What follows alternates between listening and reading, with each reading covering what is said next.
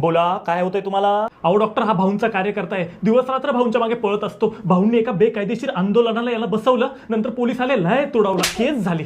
तेव्हापासून भाऊ याचे फोनच उचलत नाही. ही गोळी घ्या, ही सुज्ञ नागरिक व्हायची गोळी आहे. ही गोळी घ्या, तुम्हाला बरोबर कळेल कोणाच्या मागे फिरायचं, कोणाच्या मागे नाही फिरायचं.